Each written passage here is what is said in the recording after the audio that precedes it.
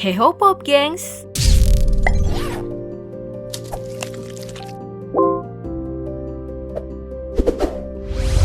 Selamat datang di Kamboja. Negara dengan danau air tawar terbesar di Asia Tenggara ini selalu berhasil menarik wisatawan untuk berkunjung karena memiliki keajaiban dunia dan kendaraan unik bernama tuk-tuk. Namun negara yang perdana menterinya sempat marah-marah karena timnasnya gagal lolos semifinal SEA Games 2023 sampai-sampai mau menghapuskan cabang olahraga sepak bola ini, ternyata punya sisi gelap yang tidak diketahui dunia. Bahkan punya julukan neraka dunia loh. Yuk sama-sama melihat apa sih sisi gelap dari Kamboja? Hingga saat ini negara Kamboja masih berbentuk monarki konstitusional, sehingga namanya dikenal dengan Kerajaan Kamboja. Raja Kamboja saat ini bernama Norodom Sihamoni dan Perdana Menterinya bernama Hun Sen. Dengan luas 181.035 km persegi, negara ini berbatasan dengan Thailand di sebelah barat, Laos di utara, Vietnam di timur, dan Teluk Thailand di selatan. Total penduduk Kamboja ada 16.713.015 dengan etnis terbesar yaitu Khmer, namun etnis lainnya juga adalah seperti Cham, Vietnam, dan Tionghoa. Bahasa resmi Kamboja adalah bahasa Khmer dan kebanyakan mereka beragama Buddha, meski ada juga yang Islam, Kristen, dan lainnya. Penghasilan utama warga Kamboja sekaligus penghasilan terbesarnya adalah sektor pariwisata, serta menjadi salah satu pengekspor beras terbesar di dunia.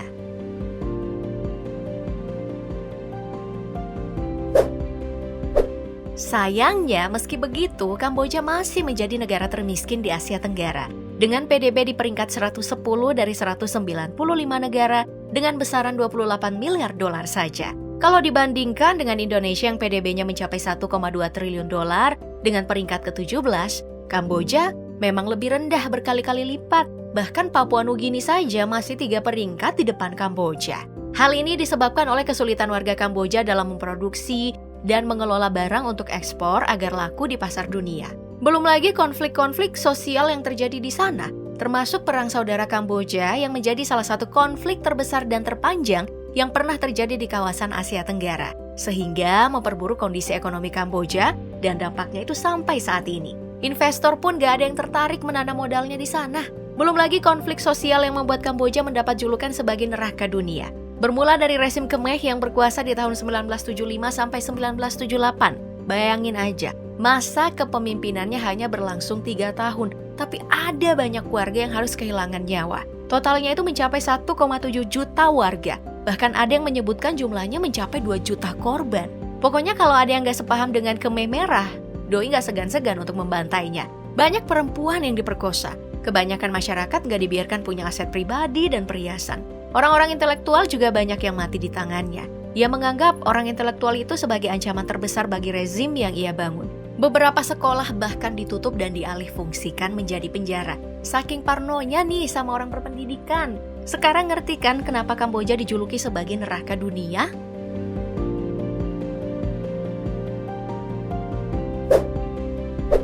Ada lagi nih. Kalau di negara kita haram hukumnya berhubungan intim di luar nikah, di Kamboja sebaliknya, orang tua di sana itu justru menyiapkan tempat yang dijuluki gubuk cinta supaya anak gadisnya bisa uji coba, istilahnya belah duren dengan laki-laki sebelum menikah. Dan semua tergantung anak gadisnya. Kalau suka dan bilang enak, laki-laki itu bisa langsung dijadikan menantu. Idi, aneh juga ya. Tapi sebenarnya ini adalah tradisi di salah satu suku Kamboja doang kok. Namanya adalah suku Kreung. Gak semua orang Kamboja punya tradisi kayak begitu. Nah, dalam tradisi ini, ketika seorang anak perempuan sudah diwajibkan untuk membuat sebuah gubuk cinta berbahan bambu saat ia sudah berusia 13 hingga 15 tahun. Tentu saja dengan bantuan ayah dalam proses pembangunan dan letaknya jauh dari rumah.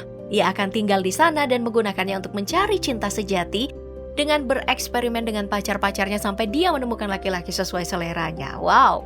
Nah, bagi mereka ini adalah metode terbaik untuk mencari pasangan dan pernikahan dianggap lebih awet.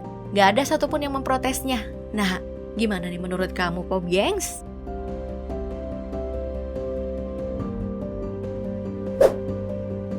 Satu lagi yang mengerikan di Kamboja, yaitu banyaknya ranjau darat sisa perang yang sampai saat ini menjadi pembunuh warga dengan jumlah yang tak sedikit. Diperkirakan mencapai 6 juta unit. Gila! Soalnya emang Kamboja punya banyak pengalaman perang kan? Mulai dari Perang Saudara Kamboja yang berlangsung selama 8 tahun, 1 bulan dan 6 hari. Mulai dari tanggal 11 Maret 1967 sampai 17 April 1975. Konflik militer ini mengaduh kekuatan Partai Komunis Kampuchea dan sekutunya Republik Demokratik Vietnam atau Vietnam Utara dan Viet Cong melawan pasukan pemerintah dari kerajaan Kamboja. Dan setelah bulan Oktober 1970, Republik Khmer yang didukung oleh Amerika Serikat dan Republik Vietnam atau Vietnam Selatan. Lalu ada Perang Kamboja-Vietnam yang berlangsung selama 25 Desember 1978 sampai September 1989. Perang ini dimulai dengan invasi dan pendudukan Vietnam terhadap Kamboja, pelengseran rezim Khmer Merah dari kekuasaan dan berakhirnya genosida Kamboja. Konflik ini juga mengemukakan bagaimana perpecahan Tiongkok Soviet telah merusak pergerakan komunis. Partai Komunis Vietnam memihak kepada Uni Soviet, sedangkan Partai Komunis Kamboja tetap setia dengan Republik Rakyat Tiongkok. Gak heran kan kalau dua perang ini mampu menyisakan banyak ranjau darat. Nah, salah satu yang menarik adalah pemerintah Kamboja sempat memiliki tikus-tikus yang dipekerjakan sebagai pendeteksi ranjau darat itu. Mereka ini dilatih selama setahun dan mendapat sertifikat untuk mendeteksi senyawa kimia di dalam bahan peledak, sehingga dapat mencari ranjau lebih cepat. Dan saat mereka menemukan bahan peledak, mereka langsung menggaruk bagian atas untuk kemudian memberitahu manusia. Wah, salah satu tikus yang paling terkenal adalah Magawa. Lahir dan besar di Tanzania, beratnya 1,2 kg dengan panjang 70 cm. Ukurannya emang jauh lebih besar dari banyak spesies tikus lainnya. Tapi ia cukup ringan dan kecil, sehingga dia tidak meledakkan ranjau jika dia berjalan di atasnya. Magawa ini terkenal karena kemampuan memeriksa lapangan ukuran lapangan tenis hanya dalam 20 menit. Jika dibandingkan dengan manusia yang menggunakan detektor, butuh waktu sampai 4 hari baru selesai. Luar biasa ya Magawa ya. Sepanjang karirnya, Magawa bahkan menemukan lebih dari 100 ranjau dan bahan peledak selama 5 tahun. Namun, tahun 2022 kemarin, ia meninggal pada usia 8 tahun dan dikenang sebagai tikus yang menyelamatkan banyak orang di Kamboja dan dijuluki pahlawan tikus atau Hero Rat yang paling sukses yang dikerahkan oleh Badan Amal Internasional Apopo. Wah, orang Kamboja mah berhutang budi besar nih sama Magawa. Saat hidup, ia bahkan pernah dianugerahi medali emas oleh Badan Amal Kedokteran Hewan Inggris, PDSA, untuk kontribusinya dalam mendeteksi ranjau darat.